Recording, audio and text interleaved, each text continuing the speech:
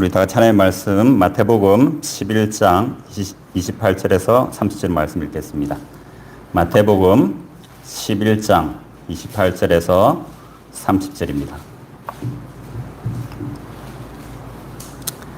잘 아는 말씀 제가 읽도록 하겠습니다. 수고하고 무거운 짐진 자들아 다 내게로 오라. 내가 너희를 쉬게 하리라. 나는 마음이 온유하고 겸손하니 나의 멍에를 메고 내게 배우라. 그러면 너희 마음이 쉼을 얻으리니 이는 내 멍에는 쉽고 내 짐은 가벼움이라 하시니라. 일주일 동안 평안하셨습니까? 네. 너무 오랜만에 이만호 장로님 교회에서 뵈니까 너무 감사합니다. 회복되시는 것 더 빨리 회복하셔서 완전히 회복하게 되기를 바랍니다. 참 그러고 보면 우리가 살면서 일을 안 겪고 살 수는 없는 것 같습니다. 그죠? 그렇기 때문에 늘 평안하기를 구하는 것보다는 어떠한 순간에도 지금 오늘 이 말씀에서 약속하시는 것처럼 우리 마음이 쉼을 얻는, 주님 안에서 쉼을 얻는 그런 축복을 누리는 것이 우리 그리스도인들에게 주어진 가장 큰 특권이라고 생각됩니다. 몸은 아플 수도 있고 안 아플 때도 있고, 그죠? 일은 있을 때도 있고 없을 때도 있겠지만 하나님께서 주시는 이 마음의 평안이 어떠한 순간에도 여러분들과 저에게 넘쳐 흘렀으면 정말 좋겠습니다. 우리가 지금 교과 공부 시간을 통해서 하나님 안에서 누리는 쉼에 대해서 공부를 하고 있습니다. 우리가 읽은 본문의 말씀은 지난 교과 시간에 우리가 공부한 내용입니다. 오늘과 내일은 이 말씀을 좀 더 깊이 좀 생각해보는 시간을 가졌으면 좋겠습니다. 우리가 이 마태복음 11장 28절에서 30절에 있는 말씀은 너무나 잘 아는 말씀이고 또 우리가 힘들 때 위로를 얻기 위해서 많이 읽는 말씀입니다. 그런데 이 말씀을 읽다 보면 우리가 너무나 쉽게 생각하는 것이 있는데 바로 그게 육체적인 쉼입니다. 안식이라면 딱 뭐가 떠오릅니까? 몸이 쉬는 거 딱 떠오르잖아요. 그죠? 일 안 하고 몸이 쉬는 거 딱 떠오르잖아요. 그죠? 왜냐하면 사람은 육체적이기 때문에 그렇습니다. 그런데 예수님께서 이 말씀을 하실 때 과연 예수님의 머릿속에는 어떤 개념을 가지고 있었을까? 우리가 예수님의 머릿속에 들어가 볼 수는 없겠지만 예수님께서 하신 여러 가지 말씀이나 예수님께서 하신 사역들을 돌이켜보면 예수님께서 우리에게 주시고자 하는 쉼이 무엇인지 그것을 우리가 생각해 볼 수 있다고 생각됩니다. 우리는 여기 나오는 짐이라는 단어를 생각할 때마다 너무나 자연스럽게 성경 말씀이 아닌 여러분들과 제가 생각하는 짐으로 생각이 돌아가는 때가 참 많이 있습니다. 어쩌면 건강이 짐이신 분들이 있을 것이고요. 그 다음에 뭐 경제적인 어려움이나 이런 것이 짐인 분들도 있을 것이고, 뭐 자녀들을 키우고 있는 이제 젊은 부부들에게는 자녀 교육이 큰 짐일 수가 있고, 여러 가지 각 사람이 느끼는 스트레스 요인들이 어쩌면 사람들이 느끼는 짐이라고 생각됩니다. 예수님 당시에도 예수님의 말씀을 듣고 있었던 이 유대인들 또한 그렇게 생각을 하고 있었습니다. 왜냐하면 그들도 우리와 성정이 같은 사람이기 때문에 그랬습니다. 근데 예수님께서는 그들의 육체적인 필요를 채워주기 위해서 오신 분이 아니었어요. 우리가 잘 알다시피 예수님께서 유대인들에게 의해서 거부당한 가장 큰 이유가 그들이 느낀 가장 큰 짐 뭐였습니까? 로마의 통치로부터 자유롭게 만드는 메시아가 오기를 기다렸기 때문에 그들은 죄로부터 자유롭게 해주는 예수 그리스도를 버릴 수밖에 없었다는 사실입니다. 예수님께서 그들에게서 제거해 주기를 원했던 짐은 육체적인 짐이 아니었습니다. 물론 예수님께서는 이 땅에 계시는 동안 병자들도 고치시고요, 귀신도 쫓아내시고요, 여러 가지 문제들을 해결해 주셨어요. 그러나 그것이 그들의 짐이었고 그 짐을 해결해야만 구원을 받을 수 있기 때문에 해결해 주신 것은 아니라는 사실이에요. 예수님께서는 참 이런 의미심장한 말씀을 하십니다. 예수께서 대답하여 가라사대 악하고 음란한 세대가 뭘 구하나니? 표적을 구하나니라고 하면서 자꾸 예수님한테 기적을 행해 주시기를 구하는 사람들에게 이런 따끔한 말씀을 하시는 모습을 볼 수가 있습니다. 그리고 우리가 살다 보면 어려운 일을 당합니다. 그죠? 그때마다 우리는 어떻게 합니까? 하나님한테 기도하잖아요. 그죠? 어떻게 해주시기를? 하나님께서 기적을 행해 주시기를. 하나님 이 문제를 이렇게 해결해 주십시오. 하나님께 기도하여서 그 문제가 해결되기를 바라는 것이 사람의 마음입니다. 배고픈 사람에게는 배고픈 것이 짐입니다. 그 사람에게 음식을 제공하는 것이 그 사람의 짐을 덜어주는 것입니다. 예수님께서 이 사실을 아셨기 때문에 그 일을 한번 행해 보셨어요. 5,000명이나 된 남자들이 모였습니다. 아침부터 저녁까지 예수님 말씀에 귀를 기울이느라 식사를 못하고 있었어요. 예수님께서는 하나의 도시락을 가지고 기도하시고 그것을 떼어서 나누어 주십니다. 그들이 배가 부르고 그 배부름의 문제가 해결되었습니다. 어차피 배고픔의 짐은 해결되었지만 더 큰 문제가 그들에게 이르러 왔어요. 그 다음날 아침에 더 많은 사람들이 예수님 앞에 몰려왔습니다. 그들이 도시락을 사왔을까요? 안 사왔을까요? 우리가 그 자리에 없었지만 우리가 충분히 상상해 볼 수 있습니다. 도시락은 절대 싸우지 않았을 것입니다. 왜냐하면 싸울 필요가 없었거든요. 그 전날 그들은 그런 경험을 했어요. 배고픔의 짐을 가지고 있었지만 예수님께서 해결해 주셨습니다. 그들은 똑같은 기대를 가지고 그날은 더 많은 사람들이 몰려왔어요. 그래서 예수님께서는 그들의 마음을 보시고 말씀하시기를 너희가 뭐 때문에 모였다고요? 떡을 먹기 위해서 모였다라고 이야기를 하고 있어요. 그들의 배고픔은 그들에게 짐이었고 그들도 그 배고픔이 짐으로 생각했지만 그들의 그 짐이 해결되었을 때 그들의 문제가 완전히 해결된 것이 아니었습니다. 왜냐하면 시간이 지나면 배고픔은 또 찾아오거든요. 병을 고치는 능력은 어떻습니까? 아픈 사람에게 낫게 해주시잖아요. 그죠? 그럼 시간이 지나면 그 사람 죽을 때까지 안 아플까요? 아니에요. 그렇기 때문에 그것은 예수님께서 해결해 주시고자 하는 문제가 아니었다는 사실입니다. 왜냐하면 전도서 1장 8절에는 이렇게 말씀하고 있습니다. 전도서 1장 8절 만물의 피곤함을 사람이 말로 다할 수 없나니 눈은 보아도 뭐가 없고 만족함이 없고 귀는 들어도 차지 아니하는도다. 맞습니다. 예수님께서는 우리의 모든 문제들을 해결해 주실 수 있고 해결해 주시기를 원하십니다. 그러나 땅이 있는 동안에는 천지가 없어지기 전에는 우리가 가지고 있는 우리가 생각하는 육체적인 짐은 영원히 없어지지 않는다는 사실입니다. 이 짐이 해결되면 또 다른 짐이 찾아옵니다. 이 또 다른 문제가 해결되면 또 다른 문제가 찾아와서 그것을 우리를 괴롭혀요. 근데 문제는 뭐냐면 우리는 어떤 문제를 당할 때 그 문제가 가장 커 보인다는 사실입니다. 다른 사람이 암이 걸린 것보다 내가 코로나 바이러스에 감염된 것이 훨씬 더 심각한 문제예요. 맞습니까? 왜냐하면 내가 지금 당하고 있는 문제이기 때문에 그렇습니다.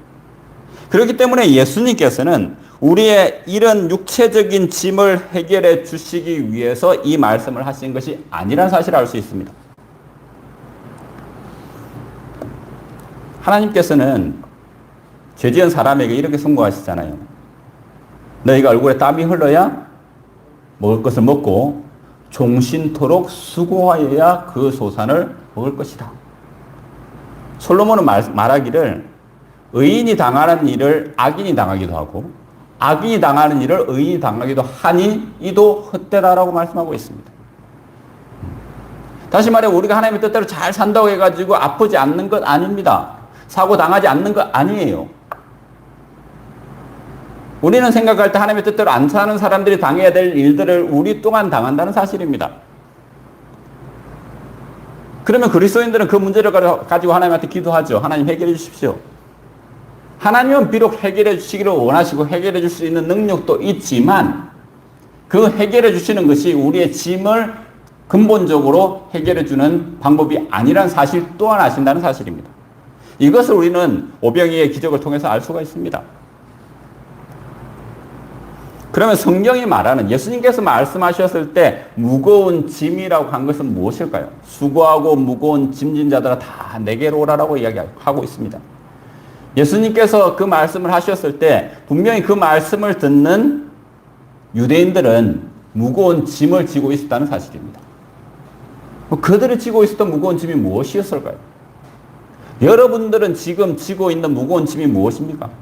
예수님께서 많이 해결할 수 있는 무거운 짐이 무엇입니까? 우리 마태복음 23장 3절의 말씀을 보시겠습니다. 마태복음 23장 3절과 4절입니다. 다시 한번 말씀드리지만 우리는 우리의 생각으로 내 짐이 무엇인지, 우리의 짐이 무엇인지 생각해 볼 수 있겠지만 그것을 좀 내려놓고요. 하나님의 말씀으로 들어와서 성경 안에서 성경이 말하는 짐, 당시에 예수님께서 말씀하셨던 짐이 무엇인지 찾아보는 것이 필요하다고 생각됩니다. 왜냐하면 마태복음 23장에서는 예수님께서 직접 무거운 짐에 대해서 말씀하고 계시거든요. 마태복음 23장 3절입니다. 그러므로 무엇이든지 저희의 말하는 바는 행하고 지키되 저희의 하는 행위는 본받지 말라. 저희는 말만 하고 행치 아니하며 4절입니다. 또 뭘요? 무거운 짐을 묶어 사람의 어깨에 지우되 자기는 이것을 한 손가락으로도 움직이려 하지 아니하며. 유대인들은 무거운 짐을 공통적으로 다 지고 있습니다. 그들이 인지를 하든 인지를 하지 못하든 예수님께서는 그걸 보셨기 때문에 수고하고 무거운 짐자들아 다 내게로 오라라고 말씀하셨습니다. 그들의 짐을 누가 지어준 것이라고요? 누가? 마태복음 23장은 누굴 책망하는 말입니까? 바리새인과 서기관들, 당시의 지도자들 책망하는 말입니다. 화 있을진저 바리새인과 서기관들이여, 너희들은 무거운 짐을 묶어서 어디에 얹어두고 사람들의 어깨에 얹어두고 어깨에 치우되 자기는 이것을 한 손가락으로도 움직이려 하지 아니한다라고 이야기하고 있습니다. 그 짐은 누가 지어준 거예요? 하나님께 지어준 게 아니라 사람이 지어준 것입니다. 다시 한번 말씀드리지만 이 짐은 건강의 짐도 아니고요, 경제적인 문제도 아닙니다. 왜냐하면 이 유대의 지도자들은 그걸 살 수 있는 능력이 없었기 때문에 그렇습니다. 그러면 그 짐이 무엇인가 하는 것입니다. 사람 즉 율법사나 바리새인들이 하나님의 백성들에게 지워준 짐이 무엇일까요? 그 짐이 바로 율법의 짐이라는 사실입니다. 율법을 지켜야 합니까? 예, 지켜야 합니다.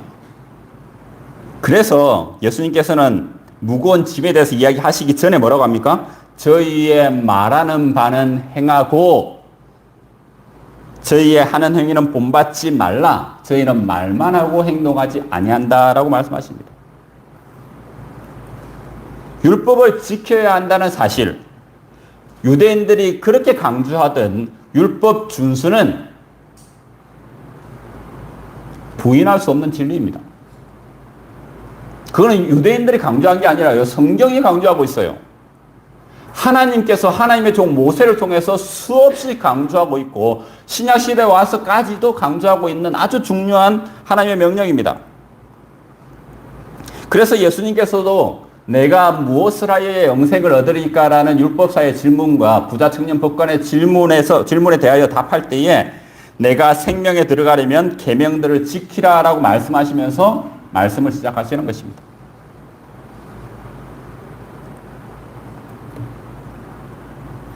그럼 문제는 무엇입니까? 유대인들은 뭘 가르쳤습니까? 왜 이것이 백성들이 지금 무거운 짐이 되었을까요? 여러분, 우리가 잘 아는 대로 신명기 11장 18절에서 20절을 보시면 유대인들이 당시에 백성들을 가르치고 그 다음에 자기의 자녀들을 가르칠 때 가르쳤던 내용들이 소개되고 있습니다. 신명기 11장 18절입니다. 이러므로 너희는 나의 이 말을 너희 마음과 뜻에 두고 또 그것을 너희의 손목에 매어 기호를 삼고 너희 미간에 붙여 표를 삼으며 또 그것을 너희 자녀들에게 가르치며 집에 앉았을 때든지 길에 갈 때든지 누워 있을 때든지 일어날 때든지 이 말씀을 강론하고 또 내 집 문설주와 바깥문에 기록하라. 무엇을 가르치라고 했습니까?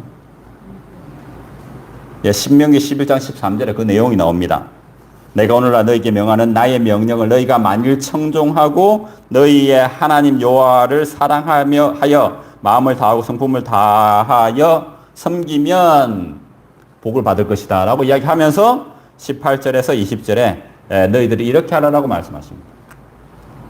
이러므로 너희는 나의 이 말이 무엇입니까? 율법을 지키라는 것입니다. 이것을 어떻게 하라고요? 마음에 두고 또 그것을 어디에? 손목에 매어 기호로 삼으라 그랬어요. 그래서 유대인들이 어떻게 했습니까? 옷수를 크게 했다라는 말씀 들어보셨습니까? 그 안에 말씀을 넣고 다니서 두루마리 말씀을 넣고 다녔다니까요. 이거 더 많은 말씀을 넣기 위해서 옷수를 크게 한 것입니다. 크게 하면 크게 할수록 사람들이 어떻게 봤습니까? 경건한 사람으로 봤다는 것이에요. 그 다음에 너희 이마에 미간에 붙여 표를 삼으며 이걸 뭐라고 합니까? 경문을 넓히며 들어보셨습니까? 유대인들 머리에 달고 다니는 거 보셨죠? 이 안에 뭐가 들었다고요? 성경 말씀 들었다니까요? 율법 말씀 들었다니까? 이 말씀을 그대로 실천하기 위해서. 그리고 그것을 너희 자녀에게 가르치며. 그래서 유대인들은 어려서부터 하나님의 율법, 모세 율법을 준수하는 일을 가장 중요한 덕목으로 삼고 살았습니다. 왜 지켰습니까? 그래야지 영생을 얻기 때문에 그랬습니다. 그래서 부자 청년복과 예수님한테 와서 물었어요. 선한 선생님이여, 내가 무엇을 하여야 영생을 얻으리까? 왜냐하면 그는 구약 성경을 잘 알고 있었습니다. 모세오경을 잘 알고 있었어요. 그래서 예수님의 입에서 나올 대답이 어떤 것인지도 잘 알고 있었습니다. 그의 기대대로 예수님의 입에서 무슨 말씀이 나왔습니까? 계명들을 지키라. 무슨 계명입니까? 간음하지 말라, 살인하지 말라, 도둑질하지 말라. 예수님의 말씀이 끝나기도 전에 부자 청년 목사님 뭐라고 합니까? 그것은 내가 어려서부터 다 지켰습니다. 나 이제 구원 받을 수 있는 것이죠. 영생 얻을 수 있는 것이죠.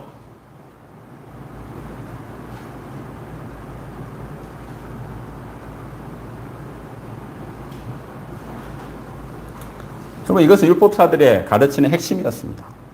유대인들의 가르치는 핵심이었습니다.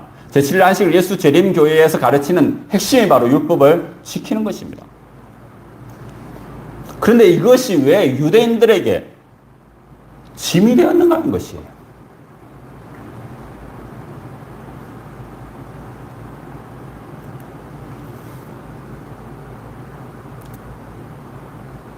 율법을 왜 지켜야 한다고 그랬습니까? 생명에 들어가기 위해서 율법을 지키라 그랬습니다. 계명을 지키라 그랬습니다. 맞습니까? 이건 예수님께서 하신 말씀이에요. 여러분, 우리가 생명에 들어가기 위해서, 다시 말해 영생을 얻기 위해서 율법을 지켜야 됩니다. 맞습니까? 이거는 부인할 수 없는 진리입니다. 여러분들 지키고 있든 잘 못 지키고 있든 상관없이 이것은 성경이 말씀하고 있는 진리라는 사실입니다. 근데 문제가 있습니다. 예수님께서 말씀하시기를 저희의 말하는 바는 행하고 지키되 뭐 하지 말라 그랬어요? 저희의 행위는 따르지 말라. 왜 따르지 말라 그랬습니까?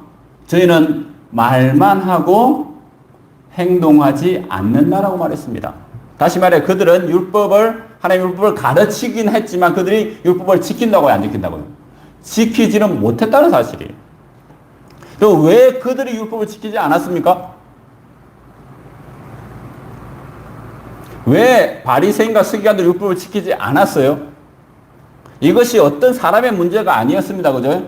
예수님께서는 그냥 바리새인과 서기관들이여 화 있을진저 바리새인과 서기관들이여 화 있을진저 누구누구여라고 하지 않고 바리새인과 서기관들, 다시 말해 그 당시에 바리새인과 서기관들을 포함한 모든 유대인들의 공통적인 상태를 이야기하고 있었던 것이에요. 그들은 하나님의 율법을 지켜야 된다는 사실을 알고 있었습니다. 그래야 영생을 얻는다는 사실도 알고 있었어요. 그러나 그들이 인지하든 인지하지 못하든 예수님께서 말씀하시기를 그들이 율법을 지키지 않고 있다라고 말씀하셨습니다. 그들은 왜 율법을 가르치고 강조했지만 지키지 않았습니까? 여러분들은 율법을 지켜야 된다는 사실 압니까?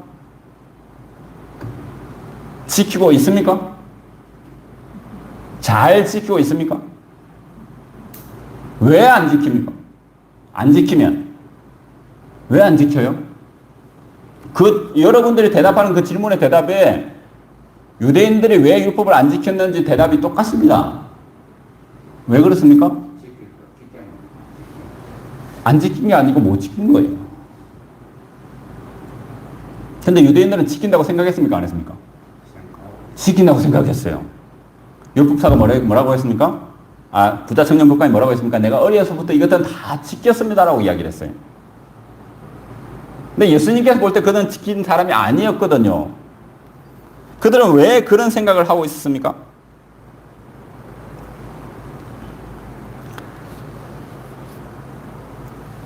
하나님의 율법을 지키는 것이 유대인들에게 무거운 짐이 되었습니다. 어려운 일이 되었어요. 얼마나 어려운 일이었냐면 낙타가 바늘기로 통과하는 것이 사람이 하나님의 율법을 지켜서 영생을 얻는 것보다 훨씬 더 쉽다라고 했습니다. 여러분, 낙타가 바늘기 통과하는 거 어렵습니까? 어렵죠. 근데 율법을 지켜서 영생을 얻는 게 낙타가 바늘기 통과하는 것보다 더 어렵다고요. 이 어려운 일을 하려고 하다 보면 힘들까요? 안 힘들까요? 힘들겠죠. 여러분, 일하시다 보면 힘들 때가 있잖아요. 그죠? 힘들면 어떤 반응이 여러분 몸에 나타납니까? 쉬고 싶다. 그렇죠. 근데 쉴 수가 없어. 왜? 일이 있으니까. 그러다 그렇게 해서 쉴 수가 없어 계속 더 일을 하다 보면 어떻게 됩니까, 여러분? 쓰러지기 전에 여러분 이 생각이 정신이 먼저 지칩니다. 그래서 어떻게 되냐면 사람이 되게 날카로워져요. 사람이 몸이 피곤하면 마음이 먼저 힘들기 때문에 날카로워집니다. 그래서 평소에 안 냈던 성질도 한 번 더 내게 되고, 평소에 안 부렸던 짜증도 한 번 더 부리게 되고, 사람이 상당히 냉소적으로 바뀌고 공격적으로 바뀝니다. 여러분, 유대인 하면 딱 떠오르는 이미지가 무엇입니까? 상당히 호전적인 사람들이지 않습니까?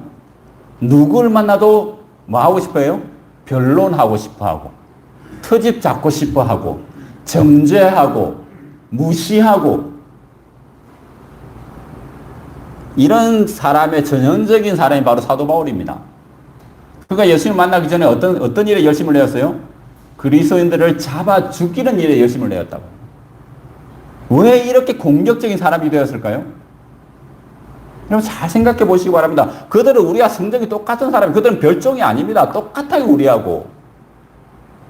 우리 살다 보면 육체적으로 힘들면요, 정신적으로 스트레스 많이 받으면요, 사람이 이렇게 공격적이 된다니까요. 포용성이 떨어지고요, 사람이 날카로워지고 차가워지고 공격적이 됩니다.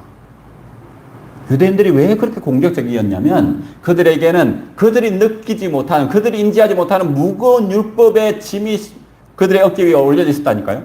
그것이 계속 누르다 보니까 그것이 그들로 피곤하게 만들고 그들을 힘들게 만들어가지고 이렇게 공격적인 사람이 되어버리던 거예요. 얼마나 공격적이었는지 예수를 십자가에 못 박아 죽일 정도로 공격적인 사람이 되었습니다. 그래서 예수님께서 말씀하시는 거예요. 수고하고 무거운 짐진 자들 다 내게로 오라. 내가 너희를 쉬게 하리라. 마음의 쉼을 얻어야지 하나님의 사랑을 전할 수가 있다니까요. 유대인들은 누굴 만나도 싸울 자세가 되어 있었지 하나님의 사랑을 나눌 자세가 되어 있지 않았습니다. 누굴 만나도 안식일, 기별을 가지고 설득시킬 능력은 있었지 그 사람을 이해하고 그 사람의 아픔을 보듬어 줄 마음의 여유가 없었다는 사실입니다.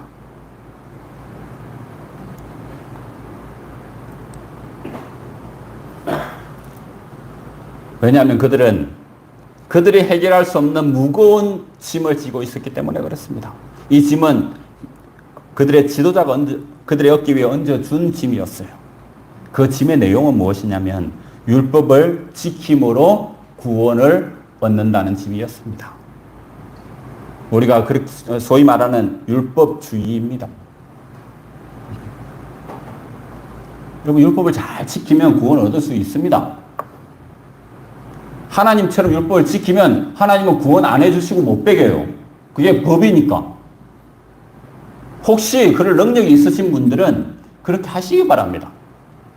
율법을 철저하게 하나님 아버지의 온전하심 같이 온전하게 지키심으로 구원을 얻으시기 바랍니다. 하나님께서 동의하실 것입니다. 그러나 죄된 본성을 가진 우리에게는 그것이 너무나 어려운 일이고 얼마나 어려운지 낙타가 바늘길을 들어가는 것보다 훨씬 더 어렵다는 것입니다. 불가능한 것이에요. 마치 표범이 그 반점을 없앨 수 있는 것이 가능하면 우리가 율법을 행함으로 구원을 얻을 수 있다는 것입니다.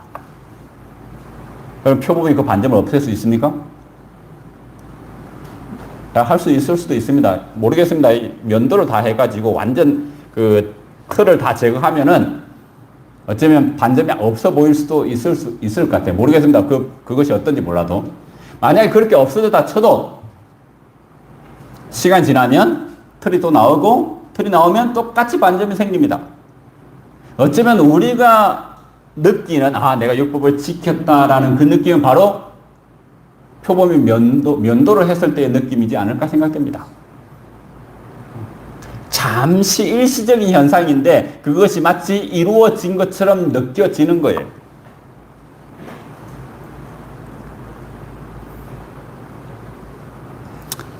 하나님의 율법은 마음에 관한 것입니다.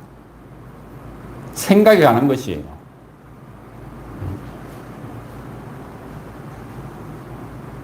이것을 우리가 행하려고 노력해 보신 분들은 이것이 얼마나 어려운 일이고 어려운 일이 아니라 불가능한 일인지 깨닫게 됩니다. 그럼 우리는 어떤 물건을 가지고 사람의 생명을 끊지 않을 수 있는 제6계명, 살인하지 말라는 계명은 지킬 수가 있습니다. 그러나 형제를 미워하는 마음이 생기는 것을 통제할 수 있는 사람은 아무도 없어요. 미워하지 않는 마음, 미워하는 마음이 이게 생기지 않게 노력해 보신 분이 있습니까? 아마 노력하실 것입니다. 그죠? 가정에서도 그럴 것이고, 교회에서도 그럴 것이고, 아니면 동네에서도 그럴 것이고. 미워하는 마음이 딱 들 때마다 어떤 미워하는 말을 해서가 아니라 미워하는 행동을 해서가 아니라 이 미워하는 마음이 살인이라는 사실을 우리는 인지하고 있기 때문에 그것을 최소한 알고 있는 하나님의 백성이기 때문에 이 마음이 생기지 않기를 기도하는 마음, 기도하고 또한 그것에 위해 노력을 하시고 계신 줄 믿습니다. 지난 시간에 공부했던 탐심, 더 가지고 싶어하는 마음, 다 쓸데없는 거 알아요. 그러나 그 마음이 저절로 생기는 거. 그래서 그것 때문에 힘들 때, 이거 하지 말아야지 생각이 들 때 있는데, 그래도 안 되는 거 느끼실 것입니다. 하나님의 율법을 정말 열심히 지켜보신 분들은 이것이 정말 낙타가 바늘기로 들어가는 것보다 더 힘든 일이라는 사실을 깨닫게 되는 것이에요. 근데 유대인들은 이것을 깨달는 것으로 하나님의 율법을 지킨 게 아니라 율법을 지켜서 구원을 얻고자 하는 간절한 마음 때문에 이 하나님의 율법을 뭘로 바꿨습니까? 사람의 계명으로 바꿔서 지켰다니까요. 형제를 미워하는 마음을 가지지 않기 위해서 노력하고 기도하고 고군분투한 게 아니라 그런 마음이 생길 때 그것을 누르고요. 행동으로 살인하지 않는 그것을 함으로 인해서 나는 제6계명을 지켰다라고 생각했습니다. 그러다 보니까 이것을 자꾸 그렇게 주입하고 그렇게 행동하다 보니까 나중에는 어떻게 생각했습니까? 나는 어려서부터 율법을 다 지켰다라고 생각한 거예요. 율법에 의로는 흠이 없다라고 생각한 것이에요. 그래서 예수님께서 이사야 선지자를 통해서 말씀하시는 것입니다. 주께서 가라사대 이 백성이 입으로는 나를 가까이 하며 입술로는 나를 존경하나 그 마음은 내게서 멀리 떠나나니 그들이 나를 경외하면 사람의 계명으로 가르침을 받았을 뿐이니라. 이게 예수님께서 오셔서 당시의 문제가 아니었다니까요. 이사야 29장 13절. 다시 말해 이사야 선지자가 활동하던 그 시대 이미 사람의 계명으로 바꾸어진 하나님의 계명을 지키면서 나는 하나님의 계명을 잘 지켰고 그래서 나는 구원받은 사람이야. 영생을 얻은 사람이야. 하나님의 백성이야 라고 자부하며 살았던 이스라엘 백성들, 유대인의 모습이었습니다. 마태복음 15장 8절과 9절에는 이 백성이 입술로는 나를 공경하되 마음은 내게서 멀도다. 사람의 계명으로 교훈을 삼아 가르치니 나를 헛되이 경배하는도다 하였느니라 하시고, 이사야 29장 13절의 말씀과 똑같은 말씀입니다. 그들은 하나님의 계명을 뭘로 바꿨어요? 사람의 계명으로 바꾸어 놓고 이것을 하나님의 계명이다라고 말하면서 나는 하나님의 계명을 잘 지켰다라고 생각했습니다. 하나님의 계명은, 다시 말해 마음의 생각에 관한 하나님의 계명은 죄를 짓지 않은 사람, 성령이 충만한 사람만 지킬 수 있는 것입니다. 사람으로서는 행동은 통제할 수 있겠지만 마음은 통제할 수 없다는 사실입니다. 그렇기 때문에 율법을 지킴으로, 하나님의 율법을 깨닫고 그 율법을 지킴으로 구원을 얻으려고 하는 생각이 가득한 사람은 그것 때문에 너무나 힘든 거예요. 그래서 예수님께 초청하시는 것입니다. 수고하고 무거운 짐자들아 다 내게로 오라. 내가 너희를 쉬게 하리라. 그러면서 예수님께서는 대안을 주십니다. 뭘 주십니까? 또 다른 짐을 주시는 거예요. 네가 가진 무거운 짐을 내려놓고 가벼운 짐을 지라라고 말씀하십니다. 왜냐하면 이 무거운 짐은 너희가 감당할 수 없기 때문에 그렇다고요. 이 무거운 짐을 계속 지고 있으면 이 짐이 너희를 눌러서 이 짐에 깔려서 너희가 죽을 수 있기 때문에 그렇다고 말씀하셨습니다. 갈라디아서 2장 16절의 말씀을 보시겠습니다. 갈라디아서 2장 16절입니다. 사람이 의롭게 되는 것은 율법의 행위에서 난 것이 아니요 오직 예수 그리스도를 믿음으로 말미암은 줄을 아는 고로 우리도 그리스도 예수를 믿나니 이는 우리가 율법의 행위에서 아니고 그리스도를 믿음으로써 의롭다함을 얻으려 함이라. 율법의 행위로서는 의롭다함을 얻을 육체가 없느니라. 유대인들은 어떻게 가르쳤다고요? 율법의 행위로 의롭다함을 얻을 육체가 있다. 그러니까 열심히 마음을 다하고 힘을 다하고 뜻을 다하여 이 모든 계명을 지키라. 이마에도 붙이고 손목에도 메고 문설주에다가 다 기록하고 어려서부터 가르쳐가지고 잘 지키게 하라. 결국 이것이 그들에게는 가장 무거운 짐이 되었습니다. 여러분, 이 짐을 먼저 내려놓게 되시기를 간절히 바랍니다. 다시 한번 말씀드립니다. 율법은 분명히 지켜야 하는 것입니다. 정말 열심히 지켜야 하는 것입니다. 그러나 그것을 가지고 구원을 얻으려는 노력은 우리에게 무거운 짐밖에 되지 않는다는 사실을 우리가 꼭 기억해야 된다는 사실입니다. 교회 지도자들이 여러분의 어깨에 올려놓은 짐을 내려놓게 되시길 간절히 바랍니다. 세상의 초등학문이라고 고백한 신학, 그 신학이 하나님의 율법을 사람의 계명으로 만들어서 우리 어깨에 올려놓은 그 짐을 내려놓게 되시길 간절히 바랍니다. 그렇게 할 때 우리는 드디어 예수님께서 우리에게 주시는 가벼운 짐을 질 수 있다는 사실입니다. 이 짐이 우리에게 주는 축복이 무엇인지, 그 짐의 내용이 무엇인지에 대해서는 우리가 내일 안식일 시간에 다시 한번 생각해 보도록 하겠습니다. 예수님께서는 오늘 이 저녁에 다시 한번 우리에게 초청하십니다. 수고하고 무거운 짐진 자들아 다 내게로 오라.